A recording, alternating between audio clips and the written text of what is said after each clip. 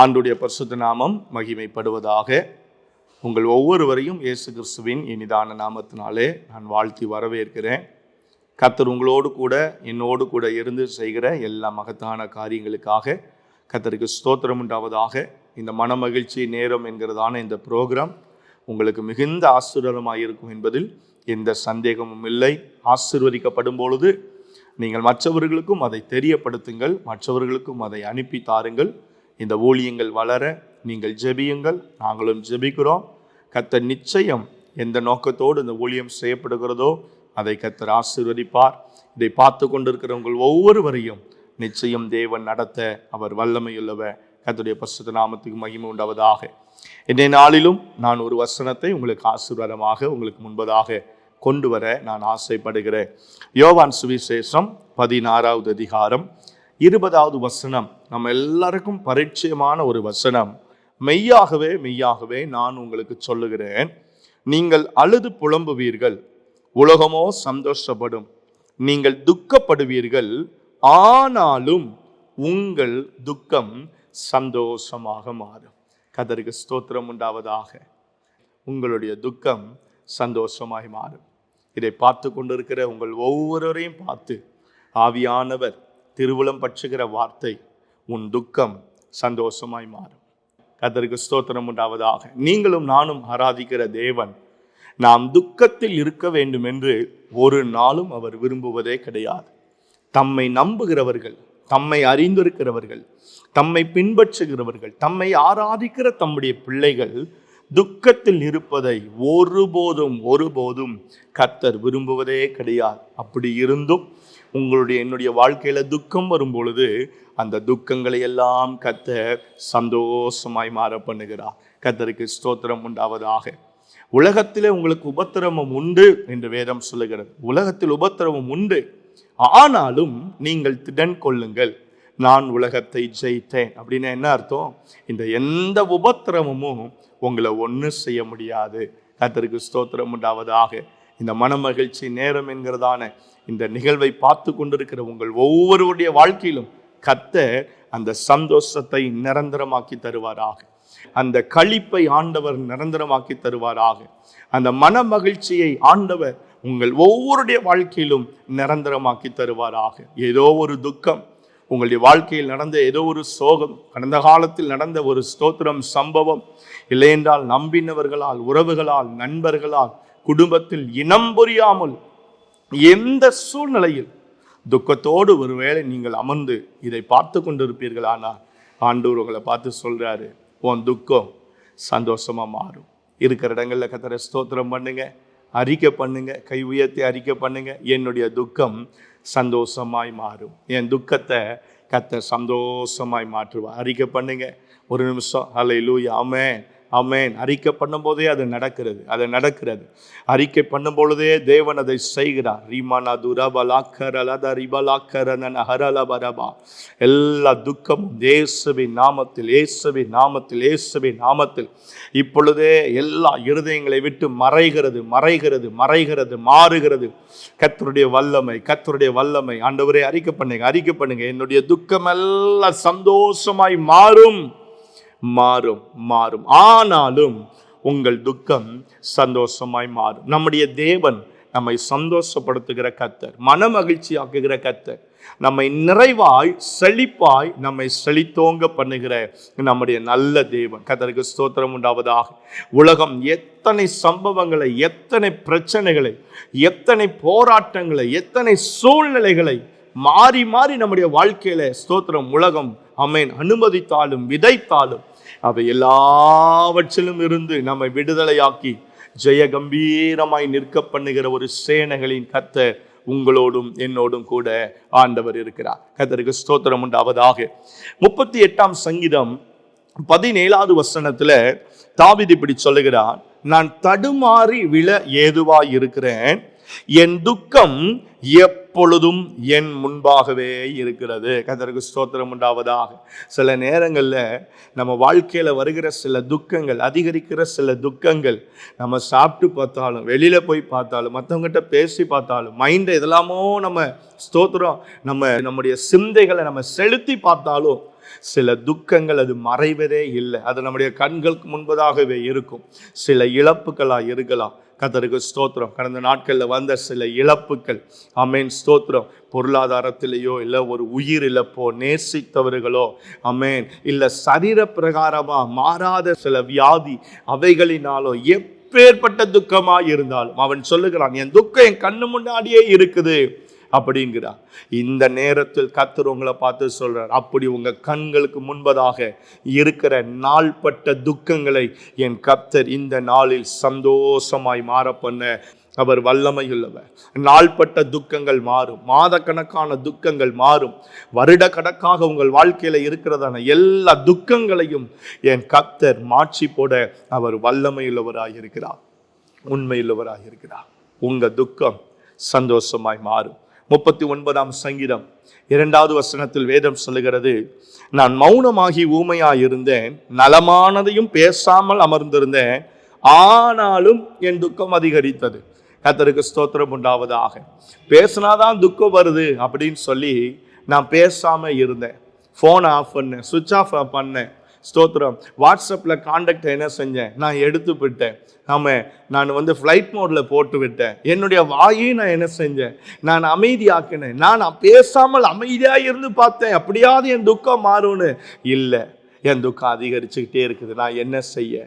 அவனுடைய வேதனையை பார்த்தீங்களா? கர்த்தர் சொல்றாரு, நீ பேசுறையோ பேசாம இருக்கிறியோ, செய்யறியோ செய்யாம இருக்கிறியோ, ஆஃப் பண்றியோ ஆன்ல வச்சிருக்கிற உன்னுடைய துக்கத்தை சந்தோஷமாய் மாற பண்ண வேண்டிய பொறுப்பு அது என்னுடையது. கர்த்தருக்கு ஸ்தோத்திரம் உண்டாவதாக.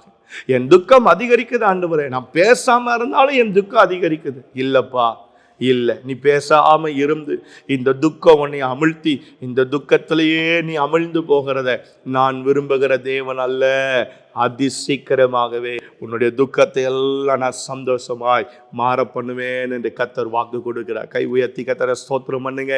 இருக்கிறவங்கள ஆண்டவருக்கு நன்றி செலுத்துங்க. நிச்சயம் உங்கள் துக்கத்தை கர்த்தர் சந்தோஷமாய் மாற பண்ணுவார். கர்த்தருக்கு ஸ்தோத்திரம். பிலிப்பியர் 2வது அதிகாரம் 27வது வசனத்தை நீங்கள் வாசித்து பார்ப்பீர்களானால் வேதம் சொல்லுகிறது, கர்த்தருக்கு ஸ்தோத்திரம் உண்டாவதாக, அவன் வியாதிப்பட்டு மரணத்துக்கு சமீபமாக இருந்தது மெய்தான், ஆகிலும் தேவன் அவனுக்கு இறங்கினார். அவனுக்கு இறங்கினதும் இல்லாமல் துக்கத்தின் மேல் துக்கம் எனக்கு உண்டாகாதபடிக்கு எனக்கும் இறங்கினார். கர்த்தருக்கு ஸ்தோத்திரம் உண்டாவதாக. பேசாம அமைதியா இருக்கிற துக்கம், கண்ணு முன்னாடியே நிற்கிற துக்கம், எந்த துக்கமா இருந்தாலும் இந்த நேரத்தில் கர்த்தர் உங்களை பார்த்து சொல்றாரு, துக்கத்தின் மேல் துக்கம் அதிகரிக்காதபடிக்கு உங்கள் சூழ்நிலையில் இறங்கி இரக்கம் செய்கிற கர்த்தர் ஒருவர் உங்கள் அருகாமையில் வந்து நிற்கிறார். கர்த்தருக்கு ஸ்தோத்திரம் உண்டாவதா, கர்த்தருக்கு மகிமை உண்டாவதா. இனி துக்கம் வராதபடி இம்மட்டும் வா, இதற்கு மிஞ்சி வராதே என்று சொன்ன கர்த்தர் இனி உங்கள் வாழ்க்கையில் துக்கம் அதிகரிக்காதபடிக்கு எல்லா துக்கத்தின் வேறுகளையும் என் கர்த்தர் இந்த நேரத்தில் உங்க வாழ்க்கையை விட்டு ஆண்டவர் பிடுங்கி போட விரும்புகிறார். கர்த்தருக்கு ஸ்தோத்திரம் உண்டாவதா. எல்லா துக்கங்களையும் கர்த்தர் முழுவதும் மாற்றி போட விரும்புகிறார். அவன் பவுல் எவ்வளவு சொல்றான் பாருங்க. கர்த்தருக்கு ஸ்தோத்திரம் உண்டாவது. துக்கத்தின் மேல் துக்கம் எனக்கு உண்டாகாதபடிக்கு எனக்கு அவர் இறங்கினார், அவர் எனக்கு இரக்கம் செய்தார். கர்த்தருக்கு ஸ்தோத்திரம் உண்டாவதாக. உங்களுக்கும் எனக்கும் இறங்கி இரக்கம் செய்கிற ஒரு தேவன் ஒருவர் நம்மோடு கூட இருக்கிறார். கர்த்தருக்கு ஸ்தோத்திரம் உண்டாவதாக. ஏசாயா 53வது அதிகாரம் 3வது வசனத்தை நீங்கள் வாசித்து பார்த்தால் அங்கே ஆண்டவரை குறித்து நம்ம வாசிக்கிறோம். அவர் அசட்டை பண்ணப்பட்டவரும் மனுஷரால் புறக்கணிக்கப்பட்டவரும் துக்கம் நிறைந்தவருமாய். கர்த்தருக்கு ஸ்தோத்திரம். துக்கம் நிறைந்தவருமாய் மனுஷகுமாரன் துக்கம் நிறைந்தவராய் இருந்தார். சிலுவை மரண பாடுகளை அவர்தான் அனுபவிக்க போகிறார். அது அவர் மேல் விழுந்த ஒரு கடமை என்று வேதம் சொல்லுகிறது. நம்ம எல்லாருடைய மீட்புக்காகவும் அந்த சிலுவை மரண பாதையை அவர் அனுபவிக்க வேண்டியது இருந்தது. ஆனால் வேதத்தில் வாசிக்கிறோம், அவரும் துக்கம் நிறைந்தவராய் இருந்தார். மனுஷகுமாரனுக்கு ஏனையா அந்த துக்கம் வந்தது? அவர்தான் மனுஷகுமாரனே, அவர்தான் இயேசுவே, அவர்தான் தெய்வமாயிற்றே, அவர் ஏன் துக்கம் நிறைந்தவராய் இருந்தார்? அந்த துக்கம் அவருடைய துக்கம் கிடையாது, உங்களுடைய என்னுடைய துக்கம். நம்முடைய துக்கங்களை அவர் சிலுவையில் சுமந்தார். நம்முடைய பாரங்களை அவர் சிலுவையில் சுமந்தார். நமக்கு சமாதானத்தை உண்டு பண்ணும் ஆக்கினை அவர் மேல விழுந்தது. கர்த்தருக்கு ஸ்தோத்திரம் உண்டாவதாக. நம்முடைய துக்கத்தை எல்லாம் அவர் எடுத்துக்கொண்டதுனாலதான் ஆண்டவர் சொன்னாரு யோவான் 14வது அதிகாரத்துல, உங்கள் இருதயம் கலங்காது இருப்பதாக, தேவனிடத்தில் விசுவாசமாயிருங்கள், என்னிடத்திலும் விசுவாசமாயிருங்கள், என் சமாதானத்தையே உங்களுக்கு வைத்து போகிறேன்னு சொன்னார். கர்த்தருக்கு ஸ்தோத்திரம் உண்டாவதாக. ஏன் சமாதானத்தை உனக்கு கொடுத்துட்டு உன்னுடைய துக்கத்தை எல்லாம் நான் எடுத்துக்கிட்டேங்கிறார். கர்த்தருக்கு ஸ்தோத்திரம் உண்டாவதாக. நான் உங்களை பார்த்து ஊழியக்காரனாக உங்களை ஆசீர்வதித்து சொல்லுகிறேன். இதை நீ பார்த்து கொண்டிருக்கிற யாராய் இருந்தாலும் உங்களை பார்த்து நான் ஆவியில் நிறைந்து சொல்லுகிறேன், இனி நீங்கள் துக்கமாய் இருப்பது இல்லை. கர்த்தருக்கு ஸ்தோத்திரம் உண்டாவதா. உங்கள் எல்லா துக்கத்தையும் கர்த்தர் மாற்றுகிறார். இனி நீங்கள் துக்கமுகமாய் இருப்பது இல்லை. இனி உங்க வாழ்க்கையில ஒரு துக்கம் வருவது இல்லை. இனி உங்க வாழ்க்கையில எந்த விதமான துக்கமும் வராமல் கர்த்தர் உங்களை பாதுகாக்க வல்லமையுள்ளவராக இருக்கிறார். கர்த்தருக்கு ஸ்தோத்திரம் உண்டாவதாக. அநேக காரியங்களை பேச முடியும், அநேக வெளிப்பாடுகளை சொல்ல முடியும், ஆனால் நேரம் குறுகி இருக்கிறது. 3 பேரை உங்கள் முன்பதாக நான் கொண்டு வருகிறேன். முதலாவது யோபு பக்தன். கர்த்தருக்கு ஸ்தோத்திரம் உண்டாவதாக. அவன் ஒரு நீதிமான். யோபு 1வது அதிகாரத்தில் வாசித்து பார்த்தால் அவன் நீதிமான், சன்மார்க்கன், தேவனுக்கு பயப்படுகிறவன், பொல்லாப்புக்கு விலகுகிறவனாய் இருந்தான்.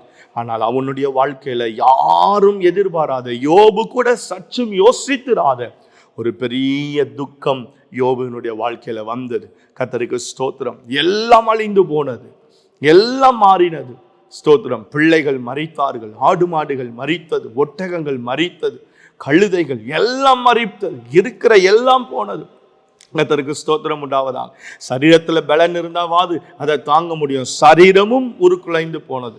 ஒரு ஓட்டை எடுத்து தன்னுடைய சரீரத்தை சொரிகிற அளவுக்கு அவனுடைய வாழ்க்கையின் துக்கம் அதிகரித்தது. சரி, மனைவியாவது கொஞ்சம் சப்போர்ட்டா இருப்பாங்க, இல்லை, மனைவியையும் கர்த்தர் டியூன் பண்ணிட்டார். சில நேரத்தில் சில நீதிமான்களை அமேன் ஸ்தோத்திரம் ஒரு மேன்மையான ஆசீர்வாதத்துக்கு நேரா, யாருக்கும் இதுவரை கிடைக்காத ஒரு மேன்மையான ஆசீர்வாதத்துக்கு நேரா சில பாதையில கர்த்தர் நடத்தும் பொழுது அந்த மேன்மையை பெற்றுக்கொள்வதற்கு முன்பதா இப்படி சில சோதனையின் பாதைகளையும் கர்த்தர் என்ன செய்கிறாரு, கொண்டு போகிறார். கர்த்தருக்கு ஸ்தோத்திரம் உண்டாவதாக. மனைவியும் மாறினார். மனைவியும் யோபுக்கு விரோதமாய் எல்லாம் அவனுக்கு துக்கமாய் மாறினது. ஆனால் யோசித்து பாருங்கள், அவன் தன் உதடுகளினால் பாவம் செய்யவில்லை என்று வேதத்தில் வாசிக்கிறோம். யோபு இவை எல்லாவற்றிலேயும் தன் உதடுகளினால் பாவம் செய்யவில்லை. அவனுடைய துக்கத்தை கர்த்தர் எப்படி மாற்றினார்? 42:2 பாருங்க, தேவரே நீர் சகலத்தையும் செய்ய வல்லவர், நீர் செய்ய நினைத்தது தடைப்படாதுங்கிறாரு. அதே 42வது அதிகாரத்துல பின்பதான் நீங்க ஸ்தோத்திரம் 12வது வசனத்துக்கு வந்து பாருங்க, எதையெல்லாம் இழந்தானோ எல்லாவற்றையும் ரெட்டந்தனையாய் கர்த்தர் கொடுத்தார். ரெட்டந்தனையாய் கொடுத்தார். ஆமென். கர்த்தருக்கு ஸ்தோத்திரம் உண்டாவார். 3000 இழந்தா 6000 கொடுத்தார். 7000 14,000 கொடுத்தார். பிள்ளைகள் அப்படியே கொடுத்தார். ஸ்தோத்திரம். மனம் மாறின மனைவியை கர்த்தர் மீண்டும் டியூன் பண்ணி யோபுவை நேசிக்கிற ஒரு மனைவியாய் மாற்றினார். அவ்வளவு துக்கத்தில் இருந்த யோபுவை கர்த்தர் கிரகிக்க முடியாத அதிசயங்களை செய்கிற தேவன், அவன் யோசித்து பார்க்க முடியாத ஒரு சந்தோஷத்தை அவனுக்கு கொடுத்து, அவன் 4 தலைமுறைகளாக பிள்ளைகளின் பிள்ளைகளை கண்டு நெடுநாள் உயிரோடு இந்த கர்த்தரை மகிமைப்படுத்தும்படி கர்த்தர் உதவி செய்தார். யோபுவின் தேவன் உங்களையும் நேசிக்கிறார், என்னையும் நேசிக்கிறார், நம்மையும் பார்க்கிறார், நம்முடைய சூழ்நிலைகளையும் கர்த்தர் அறிகிறார். யோபுவை போல துக்கம் நமக்கு வராமல் இருக்கலாம், ஆனால் அந்த துக்கத்தில் ஏதோ ஒன்று நம்முடைய வாழ்க்கையில் வந்திருக்குமே, எப்பேற்பட்ட துக்கமாய் இருந்தாலும் கர்த்தர் அதை சந்தோஷமாய் மாற பண்ணுவார். இரண்டாவது, ரூத்தின் புஸ்தகத்தின் 1வது அதிகாரம் 13வது வசனம், 3, 5, 20 வசனங்களை வாசித்து பார்த்தால் ரூத்துக்கு ஒரு பெரிய துக்கம் இருந்தது. கர்த்தருக்கு ஸ்தோத்திரம் உண்டாவதாக. நகோமி கூட அங்க சொல்லுகிறார், மாறாள்னு சொல்லுங்க, கசப்பை தேவன் கட்டளையிட்டார்னு. ரூத்தினுடைய வாழ்க்கையில் அவ்வளவு பெரிய துக்கம். கணவர் மரித்து போனான், வீட்டுக்கு போக முடியல, மாமியாரும் போக சொல்றா, கூட இருந்தவளும் அவன் என்ன செஞ்சுட்டா, ஓடி போயிட்டா. எங்க போவது, யாரை அணுகுவது, எப்படி பிழைப்பது, எப்படி சர்வை பண்ணுவது, ஒன்றுமே தெரியவில்லை. சில நேரங்களில் உங்களுடைய என்னுடைய வாழ்க்கையில் அப்படிப்பட்ட சில சந்தர்ப்பங்கள் வருகிறது. ஸ்தோத்திரம். எங்க போக, யாரை பார்க்க, யார்கிட்ட பேச, எங்க போய் அடைக்கலமாக நம்ம வாழ்க்கையில வருகிற சில இனம் புரியாத துக்கங்கள் அப்படிதான் இருக்கிறது. ஆனால் கர்த்தருக்கு ஸ்தோத்திரம் உண்டாவதாக. அந்த துக்கமாயிருந்த அந்த ரூத்தை கர்த்தர் சந்தோஷமாய் மாற பண்ணினார். அந்த நகோமியையும் கர்த்தர் சந்தோஷமாய் மாற பண்ணினார். 4வது அதிகாரம் 14, 15, 16, 17 வசனங்களை நீங்கள் வாசித்து பாருங்கள். கர்த்தர் ஒரு குழந்தையை கொடுத்து, ஆமென் ஸ்தோத்திரம், ஒரு போவாஸ் எடுத்த ஆண்டவர் ஒரு அடைக்கலத்தை கொடுத்து, அந்த போவாஸை ஆண்டவர் ஸ்தோத்திரம் ஆமென் ரூத் திருமணம் செய்யும்படி கர்த்தர் உதவி செய்து, அந்த போவாஸ் மூலமாக ஒரு குழந்தையையும் கொடுத்து, ஆமென் அந்த நகோமியையும் சந்தோஷப்படுத்தினார், ரூத்தையும் சந்தோஷப்படுத்தினார். தேவனுடைய சந்ததி, பிற்காலங்களில் வரப்போகிற இயேசுவின் சந்ததி அங்கேயே ஆரம்பிக்கும்படிக்கு என் கர்த்தர் ஒரு வித்தை தேவன் அந்த ரூத்தினுடைய சந்ததியில் ஆண்டவர் தெரிந்தெடுத்தார். கர்த்தருக்கு ஸ்தோத்திரம் உண்டாவதாக. சில துக்கங்கள் நமக்கு துக்கமாய் இருக்கும், ஆனால் அவைகளுடைய பிரதிபலன் நம்மால் கிரகிக்க முடியாத ஒரு நன்மையாய் கர்த்தர் மாற பண்ணுவார். உங்களுடைய வாழ்க்கையிலும் அதை செய்வார். சோர்ந்து போகாதீங்க, கவலைப்படாதீங்க, கர்த்தரை நம்பி இருங்க. அவள் செய்தது அதுதான். கர்த்தரை அவள் நகோமியை உறுதியா பிடித்து கொண்டாள். நீர் மரணம் அடைமிடத்தில் நானும் மரணம் அடைவேன். ஆண்டவரை உறுதியா பிடிங்க, கர்த்தர் உங்களுக்கும் செய்வார். கர்த்தருக்கு ஸ்தோத்திரம் உண்டாவதாக. ஆதியாகமம் 37வது அதிகாரம் 34வது வசனத்தை வாசித்து பார்த்தார். யாக்கோபுக்கு பிறந்த அந்த யோசேப்பு, அவனை அதிகமாய் அவன் நேசித்தான். தன்னுடைய பிள்ளையை, பலவர்ணமான அங்கியை அவனுக்கு செய்து கொடுத்தான். கர்த்தருக்கு ஸ்தோத்திரம் உண்டாவதாக. அவ்வளவு நேசித்த தம்முடைய குமாரன் சகோதரர்களுடைய சேமம் எப்படி இருக்கிறது என்று பார்க்க அனுப்பின பொழுது சகோதரர்கள் எல்லாரும் சதி செய்து அவனை மீதியானியர் கையில வெச்சு போட்டார்கள். கர்த்தருக்கு ஸ்தோத்திரம் உண்டாவதாக. வந்து அவனுடைய ஆடையை கொடுத்து அதில் இரத்தத்தை தேய்த்து ஒரு துஷ்ட மிருகம் அவனை பட்சித்தது என்றார்கள். அவனுடைய துக்கம் கொடிய துக்கமாயிருந்தது. புழுதியை எடுத்து தன்னுடைய தலையில் போட்டு கொண்டான். இனி எனக்கு என்ன வாழ்வு இருக்கிறது, இனி எனக்கு என்ன ஜீவன் இருக்கிறது, இனி எனக்கு என்ன இருக்கிறது, என் பிள்ளைக்கு அப்படி ஆயிட்டு, என் பிள்ளை என்கிட்ட இல்லையே.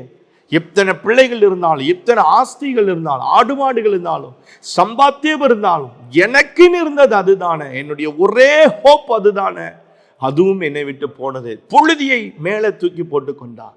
அவ்வளோ பெரிய துக்கம் நிறைந்த அந்த யாக்கோபு. கர்த்தருக்கு ஸ்தோத்திரம் உண்டாவதாக. ஆனால் நீங்கள் வேதத்தில் நீங்கள் வாசித்து பார்ப்பீர்களானால் கர்த்தருக்கு ஸ்தோத்திரம் உண்டாவதாக. 45வது அதிகாரம் 26, 27, 28, 46வது அதிகாரம் 29, 30 வசனங்களை நீங்கள் பாருங்கள்.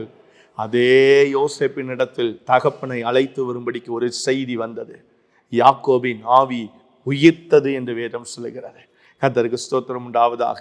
இதை பார்த்து கொண்டிருக்கிற அருமையான தேவ பிள்ளைகளே, உங்க துக்கத்தை கர்த்தர் சந்தோஷமாய் மாறு பண்ணும் பொழுது என்ன அடையாளம் உண்டாகும் தெரியுமா? உங்க இருதயத்துல ஆமென் யாக்கோபின் ஆவி உயிர்த்ததை போல உங்க இருதயத்துல ஒரு உயிர்ப்பை கர்த்தர் கொடுப்பா. கர்த்தருக்கு ஸ்தோத்திரம் உண்டாகும். எனக்கா இது நடந்தது, என் வாழ்க்கையில இது நடந்தது.